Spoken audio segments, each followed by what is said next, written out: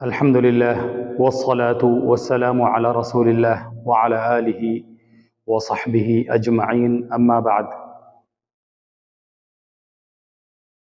आज हम जिस मौजू पर बात करना चाहेंगे वो मौजू है जो सबसे अहम है। उससे ज़्यादा अहम कोई मौजू हो ही नहीं सकता और उस मौजू को हम तौहीद कहेंगे, ये भी कह सकते हैं। और जिस तरीके पर मैं आज बात करने वाला हूँ उस हिसाब से इस मौजू का नाम होगा अल्लाह कौन है, या हम सब का बनाने वाला कौन है। ये मौजू सबसे ज़्यादा अहम इसलिए है कि सबसे ज़्यादा एहसान हम पर उसी एक रब का है, उसी का है जिसने हमारी आंखें बनाई, जिसने हमारे कान बनाए, जिसने हमारे दिल बनाए, सर बनाया, हमें अक्ल दी, दिमाग दिया,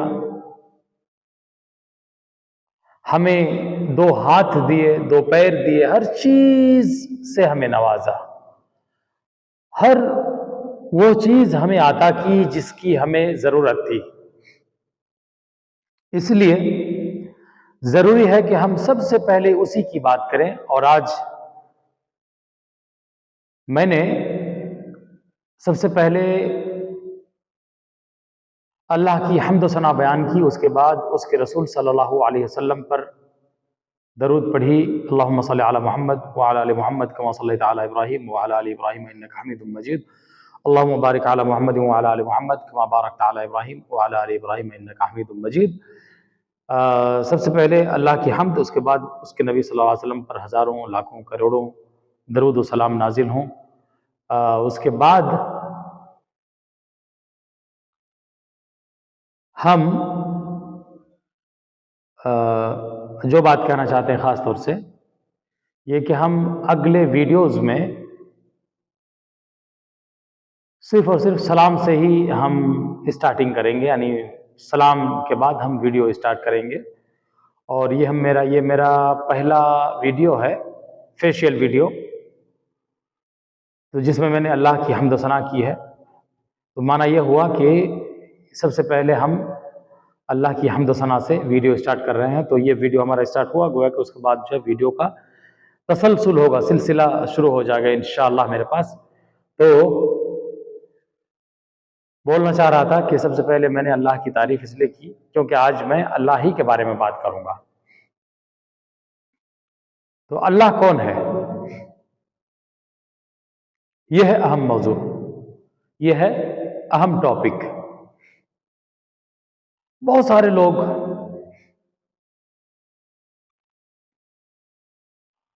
जो अल्लाह के अलावा की पूजा करते हैं, बहुत से लोग ऐसे लोग मान लीजिए, वो बल्कि ये तक कहते हैं कि देखो मस्जिद में क्या है।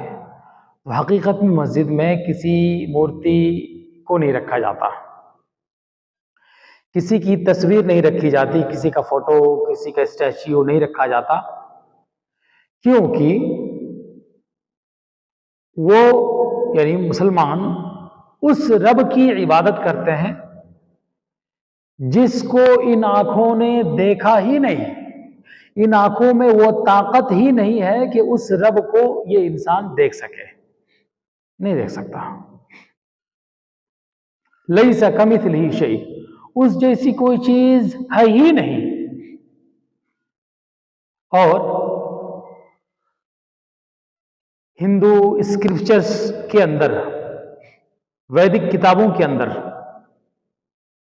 जो बात पाई जाती है अल्लाह के बारे में, उस रब के बारे में जिसने हमें बनाया, जो बात पाई जाती है वो है ना तस्य प्रतिमास्ति, कि उसकी कोई प्रतिमा नहीं है, उसकी कोई मूर्ति नहीं है, उसका कोई फोटो नहीं है। यानी जो लोग बनाते हैं ये उसका फोटो नहीं है, उसको देखा ही नहीं तो कहां से बना सकते हैं। जब उस भगवान को किसी ने देखा ही नहीं और उसको देखने की ताकत इन आंखों में नहीं है। हदीस में है नूरुन अन्ना अराहू, वो तो नूर है, भला मैं उसे कैसे देख सकता हूं। ये हमारे रसूल सल्लल्लाहु अलैहि वसल्लम ने फरमाया था। जब मेराज की रात रसूलुल्लाह सल्लल्लाहु अलैहि वसल्लम 7वें आसमान पर सिदरतुल मुंतहा के पास गए, अल्लाह रब्बुल इज्जत के सामने गए, लेकिन अल्लाह को रसूलुल्लाह सल्लल्लाहु अलैहि वसल्लम ने नहीं देखा।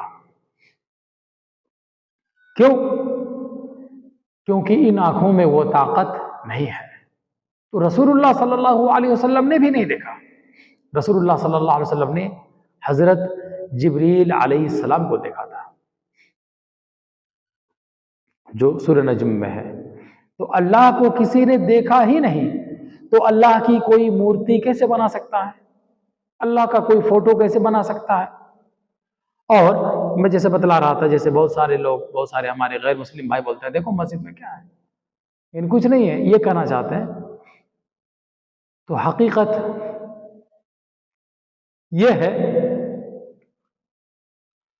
कि मस्जिदों में मुसलमान जो अल्लाह की इबादत करते हैं वो आखिरी दर्जे तक ये मतलब आखिरी दूसरा आखिरी स्टेप यही है कि वो ये तसव्वुर करते हैं कि अल्लाह उसे या उन्हें देख रहा है।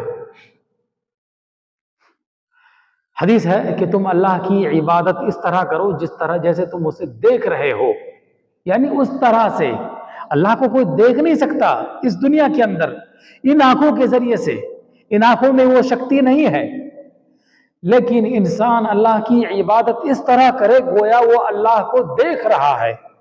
ये सबसे आला दर्जे की चीज हुई।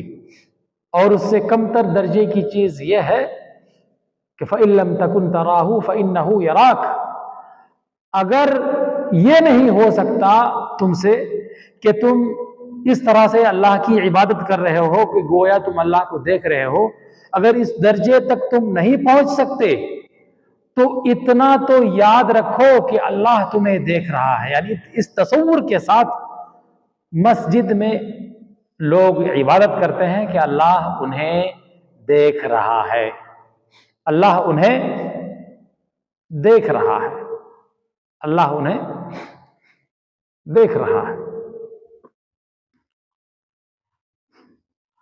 तो जो लोग ये कहते हैं कि मस्जिद में कुछ है नहीं, यानी वो ये चाहते हैं कि मस्जिदों में भी कोई ऐसी चीज, जाहिरी चीज हो जिसकी लोग पूजा करें, लेकिन ऐसी कोई बात नहीं है, ये सही नहीं है। अच्छा, कई लोग ये कहते हैं कि खाना काबा ये शिवलिंग है। तो मैं इंशाल्लाह एक वीडियो में वाज़े करूंगा, अभी चूंकि हम सिर्फ और सिर्फ मैं अल्लाह के बारे में बतला रहा हूं, और इंशाल्लाह आगे चल करके मेरे बयान का तरीका अलग होगा, स्टाइल अलग होगा, और इंशाल्लाह आपको सुनने में बहुत मजा आएगा। तो आपको बतला दूं, बोर्ड की जरूरत है। खाना काबा भले ही दिख रहा है कि चार कोना है, यानी चौकोर है, लेकिन उसके बाद भी जमीन है ऐसे चौकोर, उसके बाद भी जगह है, यानी चौकोर नहीं है। तो वो कैसे ऐसा हो गया? असल में उसी तरह से उसको बनाना चाहिए था, लेकिन जब कुरैश ने, मक्का के लोगों ने, जबकि हमारे नबी सल्लल्लाहु अलैहि वसल्लम अभी नबी नहीं बनाए गए थे, मुसलमान खत्म हो गए थे, इस्लाम मिट चुका था, हजरत ईसा अलैहिस्सलाम के मानने वाले बाकी नहीं रहे थे। ऐसे वक्त में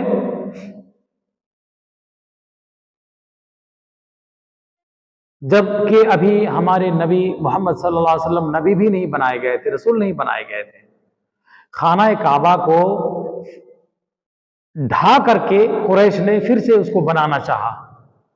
तो हमारे ये काम हुआ था हमारे रसूल सल्लल्लाहु अलैहि वसल्लम के ज़माने में ही, लेकिन हमारे रसूल सल्लल्लाहु अलैहि वसल्लम अभी रसूल नहीं बनाए गए थे। ऐसे वक्त में कुरैश ने ऐलान किया कि लोगों, ये अल्लाह का घर है, इसमें कोई हराम कमाई शामिल नहीं करेगा।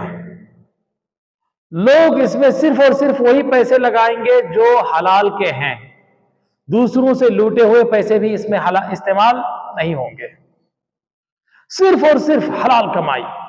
तो हलाल कमाई से उस मस्जिद की तामीर करने में उन्होंने कोई कोताही नहीं की, यहां तक कि हलाल कमाई की कमी पड़ गई तो उन्होंने थोड़ी सी जगह छोड़ दी। यानी एक लिहाज से देखेंगे तो आधी जगह, तकरीबन आधी जगह नहीं, मान लीजिए कि 1/3 जगह, 1/3 जगह उन्होंने छोड़ दी। अभी कुछ दिनों पहले मैं मक्का गया था, तो अल्लाह की मेहरबानी से वहां दाखिल हुआ था।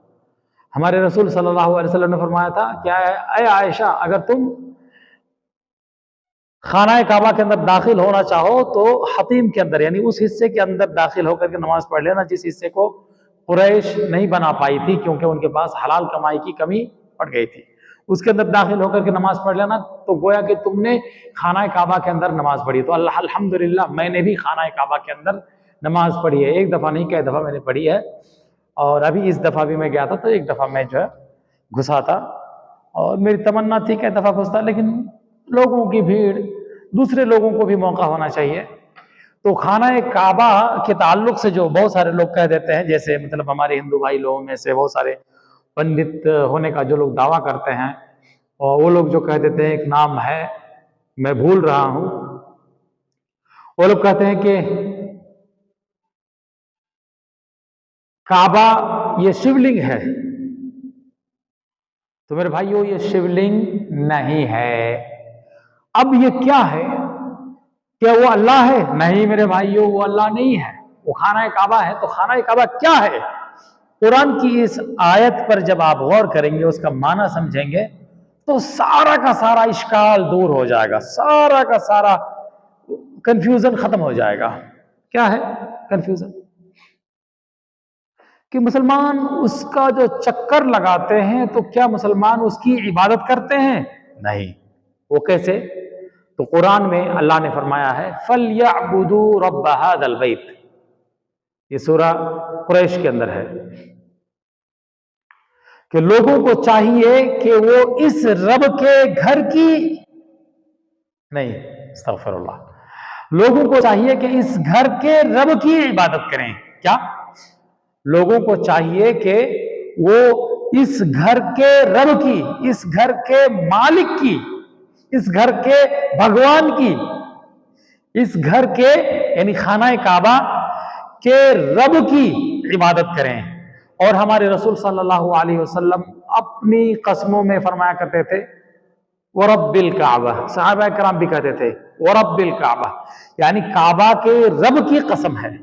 और उस जमाने में जबकि हमारे रसूल सल्लल्लाहु अलैहि वसल्लम अभी पैदा भी नहीं हुए थे, क्या? हमारे रसूल, आखिरी नबी मोहम्मद सल्लल्लाहु अलैहि वसल्लम अभी पैदा भी नहीं हुए थे। उस वक्त की बात है, यमन का एक बादशाह हुआ करता था, अबरहा। अबरहा ने एक बड़ा सा चर्च बनाया, गिरजाघर बनाया, कनीसा बहुत बड़ा सा बनाया, और उसका इरादा हुआ कि लोग खाना काबा का रुख ना करके लोग इस तरफ आएं और इस घर में आकर के लोग अल्लाह की इबादत करें, इस घर में लोग अल्लाह की इबादत करें, लोग हज को ना जाएं। यानी पहले भी हज हुआ करता था, मोहम्मद रसूलुल्लाह सल्लल्लाहु अलैहि वसल्लम के आने से पहले भी, वो हजरत आदम अलैहिस्सलाम के जमाने से, बल्कि जब सबसे पहला घर जमीन पर अल्लाह की इबादत के लिए जो बना था, वो है खाना काबा। तो हमारे रसूल सल्लल्लाहु अलैहि वसल्लम जबकि अभी पैदा भी नहीं हुए थे, उस वक्त अबरहा जो यमन का बादशाह था, उसने एक घर बनाया, बड़ा सा गिरजाघर बनाया, और लोगों को डाइवर्ट करना चाहा कि लोग खाना काबा की तरफ ना जा करके इस घर में आए और इस घर में लोग अल्लाह की इबादत करें, खाना काबा को छोड़ दें। अब यह बात कुरैश के लोगों को नागवार गुजरी, पसंद नहीं आई। तो कुरैश के लोगों में से किसी ने जा करके उस घर के अंदर गंदगी कर दी, यानी उसमें जो है आम जबान मानी पाखाना कर दी। फिर क्या हुआ, अबरहा को गुस्सा आया। उसने कहा कि यहां पर इस तरह का काम करने की जुर्रत उन्हीं लोगों ने की होगी, शायद उन्हीं लोगों ने जो लोग खाना काबा में जाकर के अल्लाह की इबादत करते हैं। यानी वो समझ गया कि ये काम अरबों में से ही किसी ने किया होगा, यानी उन्हीं लोगों में से किसी ने किया होगा जो खाना काबा का रुख करते हैं, क्योंकि यहाँ पे मकसद था कि लोगों को खाना काबा से मोड़ करके इस घर की तरफ लाना है। तो उसे गुस्सा आया और उसने कहा कि खाना काबा का काम ही खत्म कर देता हूं। तो वो हाथी लेकर के आया, हाथी ले लेकर के आया और यानी बहुत सारे फौजियों को लेकर के आया और उसने इरादा कर लिया कि खाना काबा को ढा देंगे, ना रहेगा बांस ना बजेगी बांसुरी, खाना काबा को ढा देंगे, लोग इस तरफ आएंगे। और ये इसके बदले में कि इन्होंने जो इसमें गंदगी कर दी, इसलिए गुस्से में वो लाल सा हो गया, बहुत ज्यादा उसको गुस्सा आया। उसने कहा कि खाना काबा का काम ही खत्म कर देता हूं। इख्तिसार के साथ बतलाना चाहता हूं, हुआ ये कि जब वो खाना काबा के आसपास ही पहुंचे थे कहीं दूसरी जगह, तो उन्होंने खाना काबा के पास बैठने वाले बोदोबाश इख्तियार करने वाले और मक्के के जो सरदार थे अब्दुल मुत्तलिब, और हमारे रसूल हमारे आखिरी नबी मोहम्मद सल्लल्लाहु अलैहि वसल्लम के जो दादा थे। गालिबन इस तरह का एक सवाल भी आया था, कौन बनेगा करोड़पति में, कि अब्दुल मुत्तलिब आखिरी नबी मोहम्मद सल्लल्लाहु अलैहि वसल्लम के कौन थे या अबू तालिब के बारे में। लेकिन कोई नहीं बतला, जिससे पूछा गया था वो मुसलमान था लेकिन बतला नहीं सका था। तो बतला देता हूं, अबू तालिब हमारे रसूल सल्लल्लाहु अलैहि वसल्लम के चचा थे, अब्दुल मुत्तलिब हमारे रसूल सल्लल्लाहु अलैहि वसल्लम के दादा थे, और हमारे रसूल मोहम्मद सल्लल्लाहु अलैहि वसल्लम के वालिद साहब का नाम क्या था, हमारे रसूल सल्लल्लाहु अलैहि वसल्लम के पिताजी का नाम क्या था, अब्दुल्ला। और आपने सुना भी होगा डॉक्टर जाकिर नाइक को, आप सर्च करेंगे तो आपको मिल भी जाएगा, जैसे उन्होंने कहा कि उनका नाम था विष्णु यास। तो ये संस्कृत में, लेकिन उसका जब ट्रांसलेट करेंगे अरबी में तो उसका माना निकल आएगा अब्दुल्ला।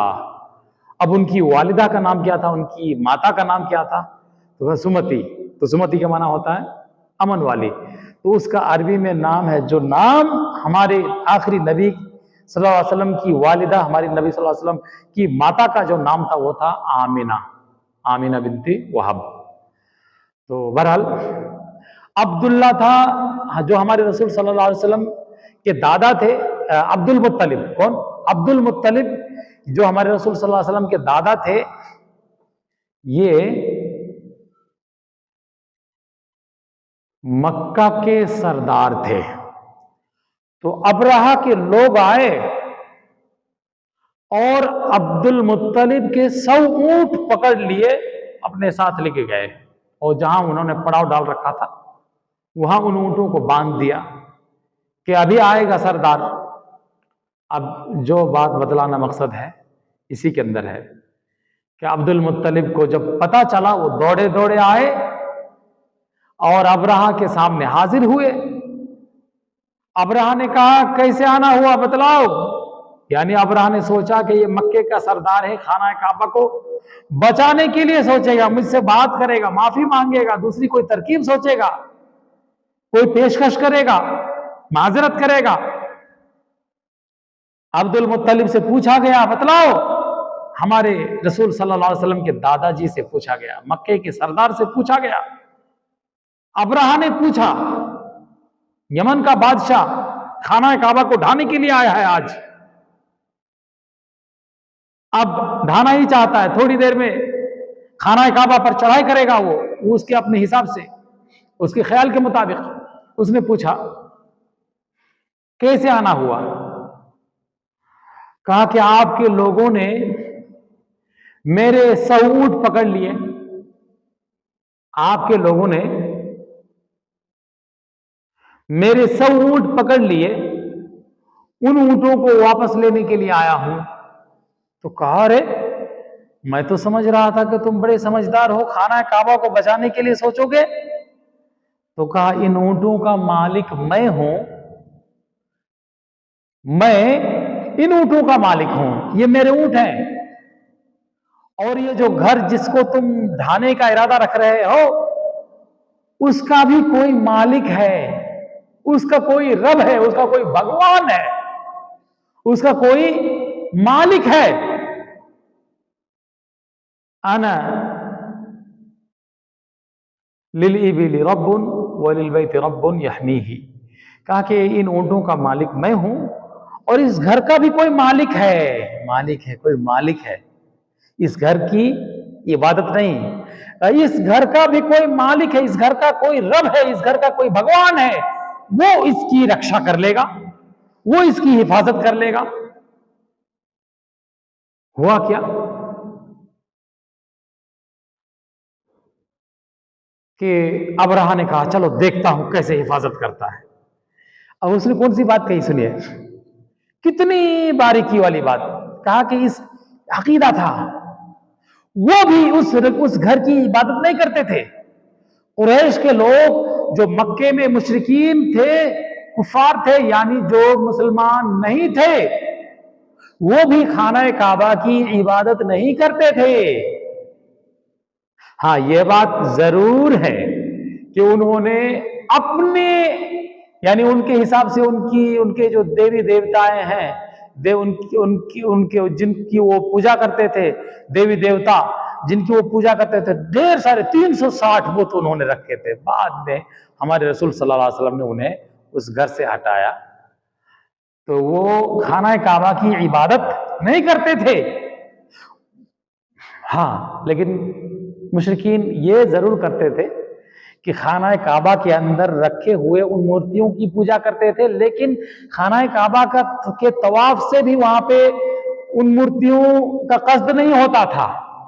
वो खाना काबा का तवाफ इसलिए करते थे ताकि वो अल्लाह, यानी खाना काबा का तवाफ वो करते थे ताकि वो अल्लाह का हुक्म बजा लाएं, यानी ये अल्लाह का हुक्म था पहले से। वअद्दिन फिन्नास बिल हज्ज अतूका रिजाला, हजरत इब्राहिम अलैहिस्सलाम से अल्लाह ने पहले ही कह दिया था कि लोगों को हुक्म दे दो, लोग आए खाना काबा का रुख करें। और ये भी वलियतवफ़ू बिल बैतिल अतीक़ भी मौजूद है कि लोग इस पुराने घर का तवाफ करें, अल्लाह की इबादत करेंगे। तो अल्लाह की इबादत में से यह है कि अल्लाह का हुक्म बजा लाते हुए उस घर का तवाफ करेंगे। जैसे आप जाएं, मस्जिदों में जाएं, मस्जिदों में देखें लोग वहां पे अल्लाह की इबादत करते हैं। तो किस तरह से करते हैं? वहां पे रुकू करते हैं, वहां पे सजदे करते हैं, वहां पे खड़े होते हैं, सबसे पहले कुरान पढ़ते हैं, सूरह फातिहा पढ़ते हैं, फिर उसके बाद दूसरी सूरत पढ़ते हैं, रुकू करते हैं, वहां पे तस्बीह करते हैं, और सबसे पहले अल्लाह अकबर कहते हैं, और हर एक स्टेप से दूसरे स्टेप में जाते हैं तो तकबीर कहते हैं, यानी अल्लाह अकबर कहते हैं। तो वो उन मस्जिदों में अल्लाह की इबादत करते हैं और उसकी सूरत ये होती है। और उस मस्जिद में जिसको कहते हैं खाना काबा, उसको कहते हैं अल मस्जिदुल हराम, वहां पे वो अल्लाह की इबादत किस तरह से करते हैं? वो इस तरह से करते हैं कि वो खाना काबा का तवाफ करते हैं, अल्लाह के उस घर का तवाफ करते हैं, चक्कर लगाते हैं। और हमारे बहुत ही महान स्कॉलर ने ये कहा, ये उनके दिमाग की बात है, उन्होंने जो दिमाग से साबित किया वो ये कि हर चक्कर का सेंटर एक ही है, यानी फिर से वापस उस जगह आते हैं, यानी एक ही जगह। यानी माना यह हुआ कि इससे बतलाना चाहते हैं कि मतलब इसका माना यह हो गया कि एक अल्लाह एक है। बहरहाल खाना काबा में जाने से पहले भी मुशरिकीन मक्का, और आज भी हम भी कहते थे, मुशरिकीन मक्का क्या कहते थे?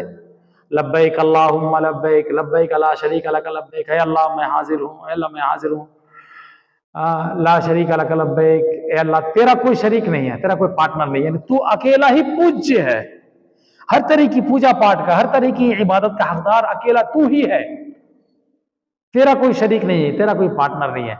लेकिन बाद में वही मुशरिकीन ये कहते थे, इल्ला शरीकन लक तमलिकुहु वला यमलिकु, कहता था कि हाँ मगर एक शरीक है और जिस पर तेरा कंट्रोल चलता है और उसका तुझ पर कंट्रोल नहीं चलता, ऐसा वो कहते थे, ऐसा वो कहते थे। लेकिन वो भी सही नहीं कहते थे, लेकिन फिर भी शुरू में तो ये कहते थे ला शरीक लक, ए अल्लाह तेरा कोई शरीक नहीं है। तो वो एक अल्लाह की इबादत करते थे, खाना काबा की इबादत नहीं करते थे।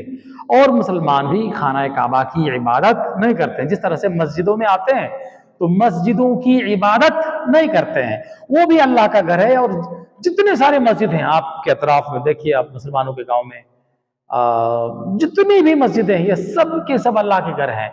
तो है हदीस में फी बैतिन मिन बुयूतिल्लाह, इस तरह से हदीस है कि कोई आदमी जो घर से सही ढंग से वजू बनाता है, फिर उसके बाद अल्लाह के घरों में से किसी घर का कस्द करता है, इला बैतिन मिन बुयूतिल्लाह, इस तरह से है कि अल्लाह के घरों में से किसी घर की तरफ। तो माना जो इसका है वो ये कि जिस तरह से तमाम मस्जिदों में अल्लाह की इबादत होती है, उस तरह से खाना काबा में भी अल्लाह की इबादत होती है। बस फ़र्क है कि इस यहाँ पे जो है रुकू सजदे होते हैं, और वहाँ पे उस जगह जब खाना काबा का तवाफ़ करते हैं वहाँ पे रुकू सजदे नहीं होते, बल्कि इंसान खड़ा खड़ा चलता है, चक्कर लगाता है और वो अल्लाह का जिक्र करता है। और इसी वजह से हदीस में है कि तवाफ़ और सई ये सब जो है इसलिए मशरू हुए, यानी शरीयत में इन चीज़ों का हुक्म इसलिए दिया गया है ताकि अल्लाह का जिक्र लोग कायम करें, यानी लोग अल्लाह का जिक्र करें, अल्लाह को याद करें, अल्लाह से दुआ करें, अल्लाह का नाम लें, ये मकसद है, उसके अलावा कोई मकसद नहीं है। और यानी अल्लाह की इबादत। लेकिन लोग खाना काबा की इबादत नहीं करते हैं, खाना काबा की इबादत लोग नहीं करते।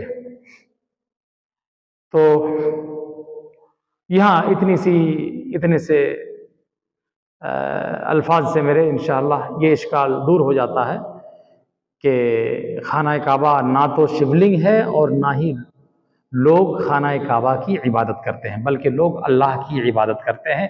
और उस ज़माने में भी लोग खाना काबा की इबादत नहीं करते थे।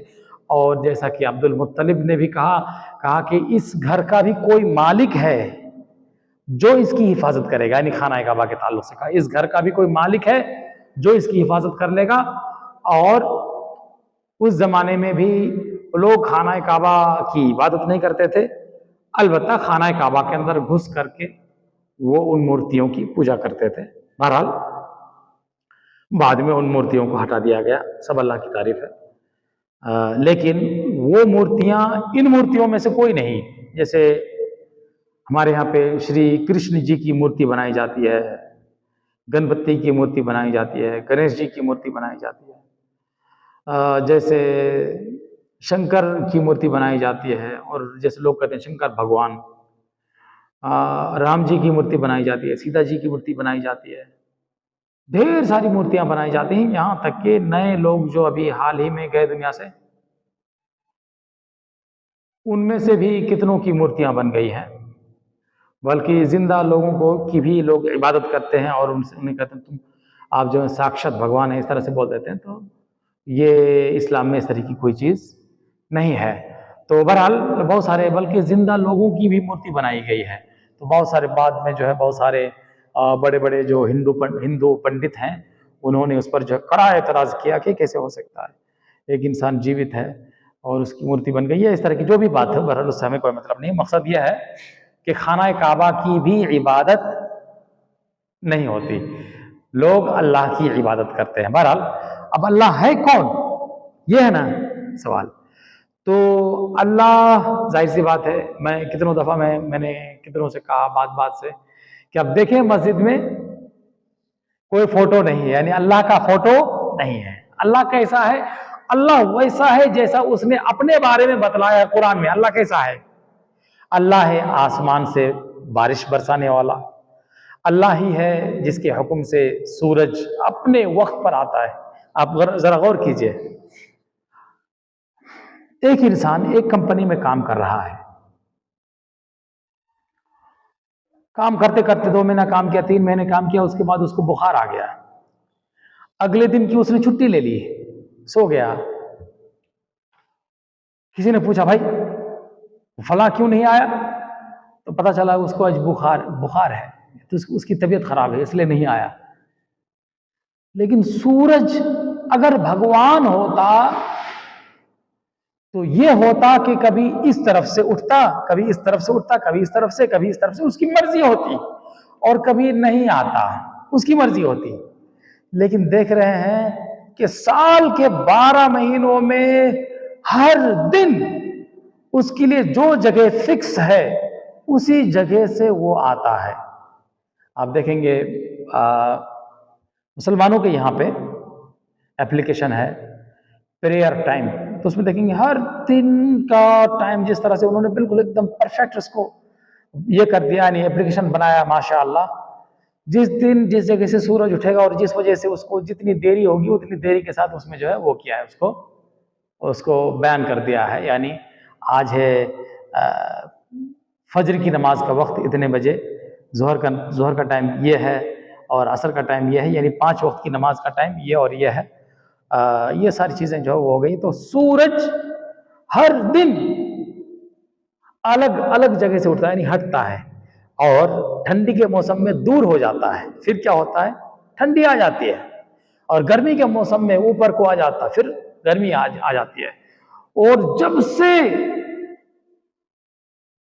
अल्लाह ने ये सिस्टम बनाया है चल रहा, लेकिन एक दिन इस सिस्टम को खत्म होना है, और इस पर हम इंशाल्लाह बात करेंगे। तो हम सबसे पहले बात कर रहे थे अल्लाह कौन है। तो अल्लाह वो है जिसके हुक्म से सूरज अपने वक्त पर उदय होता है, तुलू होता है, और अपने वक्त पर डूबता है, यानी हमसे चुप जाता है। चांद को देखिए, महीने के 30 दिन वो बड़ा नहीं रहता, पहले तो कभी गायब भी हो जाता, फिर उसके बाद छोटा सा होकर के आहिस्ता आहिस्ता उसका जो सिस्टम ऊपर वाले ने बनाया है उसी पर वो कायम है, उससे वो जरा भी इधर उधर नहीं हो सकता। वश्शम्स वल क़मर वन नुजूम मुसख्खरातुम बिअम्रिही, सितारे भी उसी के हुक्म से काम पर, यानी उसी ने काम पर लगा दिया है, उसी के हुक्म से सब क्या है? मुसख्खर हैं लोगों के काम के लिए। एक लिहाज से सूरज क्या कर रहा है? लोगों की सेवा में है, अल्लाह ने लगाया है उसे, सूरज को आना ही पड़ेगा। और उस दिन तक, जिस दिन तक ऊपर वाले की मंशा होगी, उसका इरादा होगा कि उस दिन तक जो है लोग, यानी सूरज के आने का सिलसिला कायम रहे। तो अल्लाह कौन है? अल्लाह वो है जिसके हुक्म से जमीन से अनाज उगता है। आप कोई चीज बो करके आ जाते हैं, बाद में उस चीज को फाड़ने वाला इन्नल्लाह फालिकुल हब्बि वन नवा, दाने को, गुठली को फाड़ने वाला अल्लाह है। उसको अरबी में अल्लाह कहते हैं। अब तक गौर कीजिएगा, अल्लाह अरबी में कहते हैं। अभी इस्राइल का जंग चल रहा है फिलिस्तीन के साथ, फिलिस्तीन पर अभी इस्राइल बम बरसा रहा है। हालांकि गलती अगर है तो किसकी है? हमास की है, फिलिस्तीनियों की नहीं है। और हम इस टॉपिक पर बात करना हमारा मकसद नहीं है, लेकिन एक लफ्ज इस्राइल, इसका माना क्या है? इस्राइल, अंग्रेज लोग बोलते हैं इस्राइल, ऐसे बोलते हैं, लेकिन इस्राइल है, इस्राइल। इस्राइल ये कुरान के अंदर ये लफ्ज मौजूद है। और इस्राइल का माना क्या है? इसराइल का माना होता है अब्दुल्ला। अब वो क्या इसराइल है? नहीं, वो इसराइल लोग वहां के इसराइल नहीं है, वहां के लोग इसराइली हैं, इसराइली यानी उनके मुताबिक इसराइली। तो इसराइल कौन थे? ये इसराइल दरअसल एक बड़ा ही मारूफ नाम है और कुरान के अंदर है, कुरान के अंदर है ये नाम। तो इसराइल है हजरत याकूब अलैहिस्सलाम का टाइटल, ये उनका नाम है इसराइल। इसराइल का माना होता है अब्दुल्ला, इसरा का माना होता है बंदा, अब्द, और ईल अल्लाह। ये उनकी जबान में, अरबी जबान में नहीं, ये उनकी जबान में यानी ये जो यहूदी है इनकी जबान में एक ईल भी कहते हैं, ईलोह भी कहते हैं, हाँ, और अरबी में इलाह कहते हैं, अल्लाह कहते हैं। अरबी में असल में अल्लाह कहते हैं और उसको इलाह भी कहते हैं। तो इलाह कहने का माना है कि माबूद यानी जिसकी इबादत की जाए, जो अकेला ही इबादत का हकदार है। तो ईल, इसराइल, इसका माना है अब्दुल्ला, इसका माना है अल्लाह का बंदा। तो इसराइली यानी वो लोग जो हजरत याकूब अलैहिस्सलाम की औलाद में से हैं, उनके मुताबिक। तो हजरत याकूब अलैहिस्सलाम की तरफ जो लोग मंसूब होते हैं, जो लोग अपने आप को मंसूब करते हैं, वो लोग अपने आप को इसराइली कहते हैं और यहीं से है इसराइल। तो यहां पे पता चला ईल ये अल्लाह का नाम। यहां एक बात बाद में मैं बतलाऊंगा। बहुत सारे लोग जो कहते हैं क्या इस्लाम, यानी लोग कहते हैं कि इस्लाम 1400 साल पहले आया। तो क्या 1400 साल पहले आया?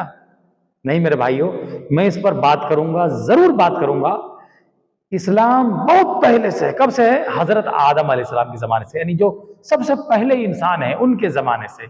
और सबसे पहले इंसान हजरत आदम अलैहिस्सलाम के ताल्लुक से इंशाअल्लाह उस ताल्लुक से भी मैं बात करूंगा, और इस ताल्लुक से भी बात करूंगा अगले एपिसोड्स में। मैं घर वापसी के ताल्लुक से, ये मैं आज का जो मैं एक बात कर रहा हूँ बिल्कुल आहिस्ता से, और मान लीजिए बहुत, हालांकि सबसे अहम मौजू है, बहुत अहम टॉपिक है कि लोग अल्लाह को पहचाने।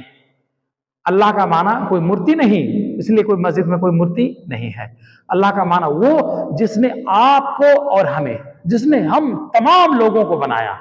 ये अरबी में अल्लाह का नाम है भाई, अल्लाह ये नाम है अरबी में।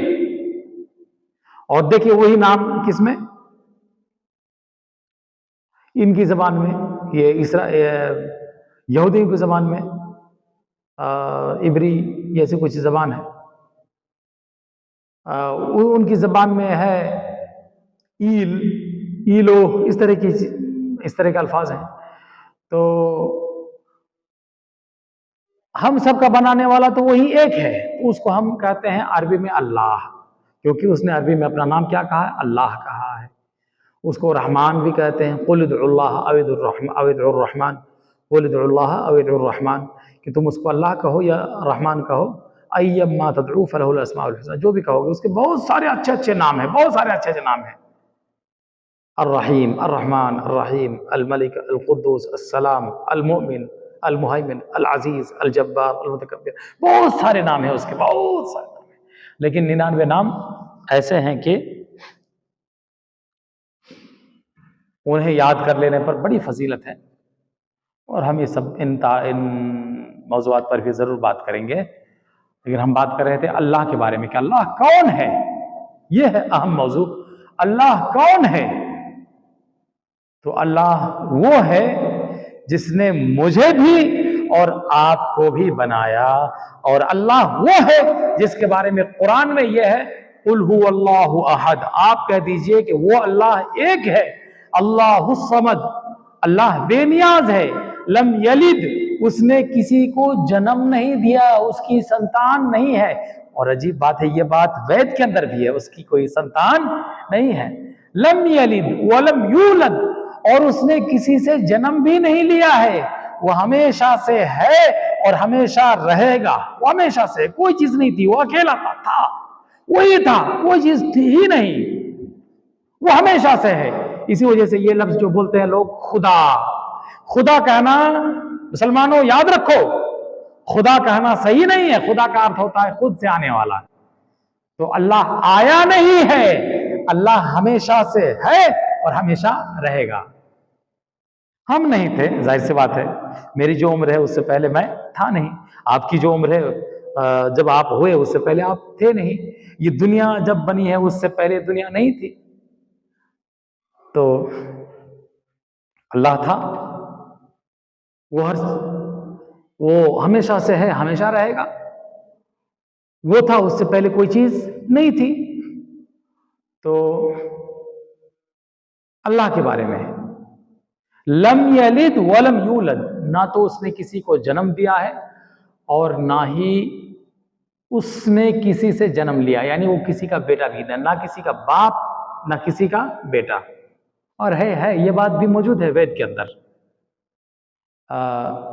वलम यकुल लहू कुफुवन अहद, और उसका कोई हमसर नहीं, उसके बराबर का कोई नहीं है, उसके बराबर का कोई नहीं है, उसका हमसर नहीं कोई, उसका कोई पार्टनर नहीं है, उसके जैसा कोई नहीं है। अब वेद के अंदर भी है ना तस्य प्रतिमास्ति, और एक है जिसे मैंने कहा कुल हु अल्लाहु अहद, आप कह दीजिए कि वो अल्लाह एक है, तो है वेद के अंदर, यकम इव द्वितीयम, वो एक है, उसका कोई दूसरा नहीं है, उसका कोई पार्टनर नहीं है, उसका कोई पार्टनर नहीं है। वलम यकुल लहू शरीकुन फिल मुल्की, बादशाहत में उसका कोई शरीक नहीं है, तमाम जहान का बादशाह, तमाम जहान का पालनहार, तमाम जहान को रोजी देने वाला, खिलाने वाला, पिलाने वाला वही है जो फजा में, आसमान में परिंदों को रोक लेता है। ढेर सारे परिंदे ऊपर जो हैं गिरते नहीं है, उन्हें पंख अता करने वाला वही है, पंख दे करके उन्हें रोकने वाला वही है। तो जमीन बेईमानी भी नहीं कर सकती, उसका आदेश है, जमीन अपने अंदर से अनाज उगा देती है, तो ये आदेश है उसका, उसके हुक्म से वो है इन तमाम चीजों का बनाने वाला, तमाम चीजों की तदबीर करने वाला। हवा चलेगी या नहीं, डिसाइड कौन करता है? उसको अरबी में कहते हैं अल्लाह। क्या उसके बारे में हम गलती करें, कोताही करें, किसी को भी हम भगवान मान लें, ये हल्की बात है या खतरनाक बात है? इस ताल्लुक से हम आपसे जरूर बात करेंगे, यानी शिर्क जिसको कहते हैं अरबी में, यानी उसका पार्टनर बनाना या उसको छोड़ करके किसी और की इबादत करना, किसी और की पूजा पाठ करना, ये कहना कि फलां भी भगवान है, मेरा फलां भी पूज्य है मेरे लिए। तो क्या ये सही है, ये हल्की बात है या बड़ी ख़तरनाक बात है? इस ताल्लुक से हम ज़रूर बात करेंगे। तो हम अल्लाह के बारे में बतला रहे थे, क्योंकि उसका हक़ है कि हम उसके बारे में सबसे पहले बतलाएं। हम अल्लाह के बारे में आपको इख्तिसार से एक कुरान की आयत का तर्जुमा सुनाएंगे। अल्लाहुल्लज़ी अखरजकुम, या वल्लाहु अखरजकुम, क्या है? वल्लाहु अखरजकुम मिन बुतूनि उम्महातिकुम, अल्लाह ने तुम्हें तुम्हारी माओं के पेटों से निकाला, ला तअलमून शैआ, तुमको पता भी नहीं था, वजअल लकुमुस समअ वल अबसार वल अफइदता लअल्लकुम तशकुरून, कि तुमको पता भी नहीं था। अल्लाह ने तुम्हें तुम्हारी माओं के पेटों से निकाला, तुमको पता भी नहीं था, वो तुम्हारे कान बना रहा था, तुम्हारी आंखें बना रहा था,